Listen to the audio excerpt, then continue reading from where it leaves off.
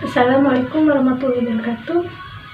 Perkenalkan, nama saya Nisa dari kelas 2D dengan NIM 121101005 dengan mata kuliah Sejarah dan Ilmu Pendidikan.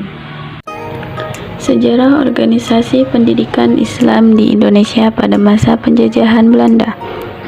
Pada sistem pendidikan Islam, masa penjajahan Belanda tidak mengalami perubahan yang berarti dalam pengertian bahwa para penjajah tidak ikut campur serta langsung terhadap penyelenggaraan pendidikan Islam di Indonesia, mulai dari sistem pesantren sampai akhirnya berkembang dan lahirlah madrasah-madrasah. Masa penjajahan Belanda.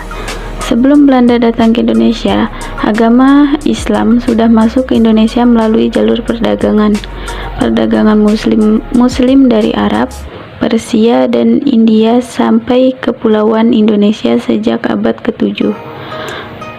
Para pedagang menjalankan misi dakwahnya melalui pengajaran aktualisasi ajaran Islam. Sikap yang simpati diperhatikan kepada masyarakat termasuk kelompok bangsawan.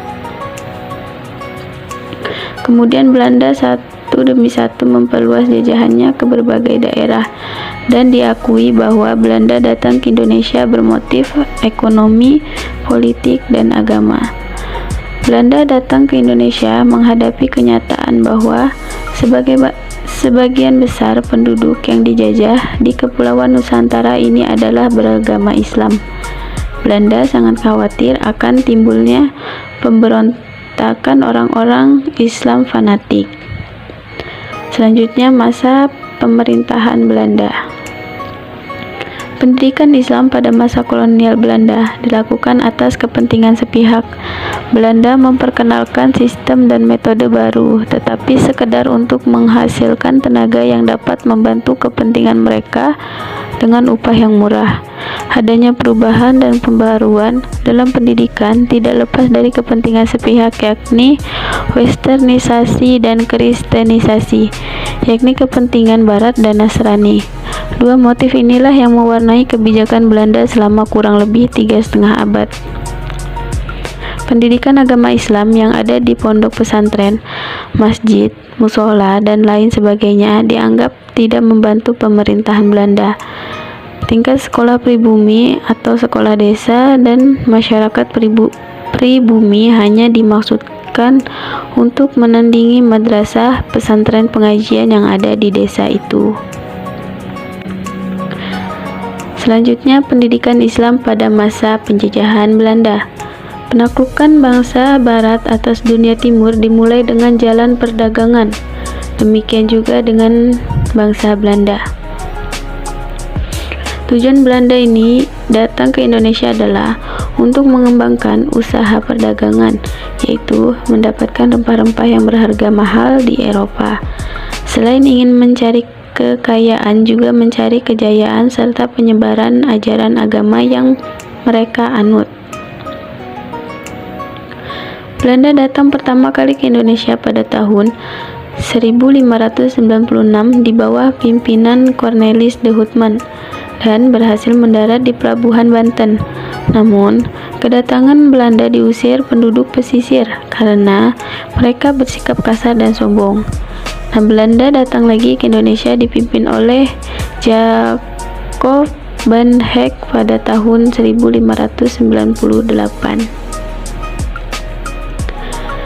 Adapun tujuannya adalah untuk meningkatkan hasil jajahan, bukan untuk kemakmuran bangsa yang dijajah. Begitu pula di bidang pendidikan, mereka memperkenalkan sistem dan metode baru, tetapi sekedar untuk menghasilkan tenaga yang dapat membantu kepentingan mereka dengan upah yang murah dibandingkan jika mereka harus mendatangkan tenaga dari Barat.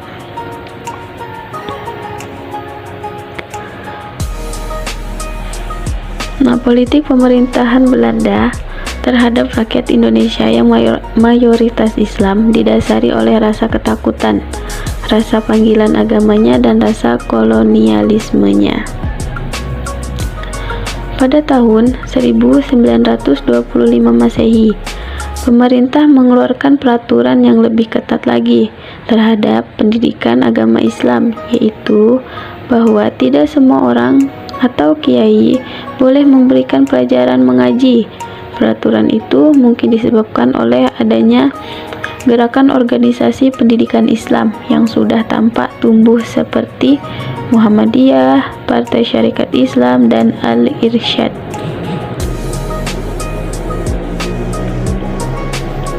Pada tahun 1932 Masehi, keluar pula peraturan yang dapat memberantas dan menutup madrasah dan sekolah yang tidak ada izinnya atau memberikan pelajaran yang tak disukai oleh pemerintah yang disebut ordonasi sekolah liar. Peraturan ini dikeluarkan setelah munculnya gerakan nasionalisme ke Islamisme pada tahun 1982 Masehi berupa Sumpah Pemuda. Di antara tokoh-tokoh yang dikenal dan sangat berpengaruh terhadap penjajahan Belanda adalah 1. Ki Haji Agus Salim, 2. Haji Rangkaya Rasuna Said, yang ketiga Ki Hajar Dewantoro.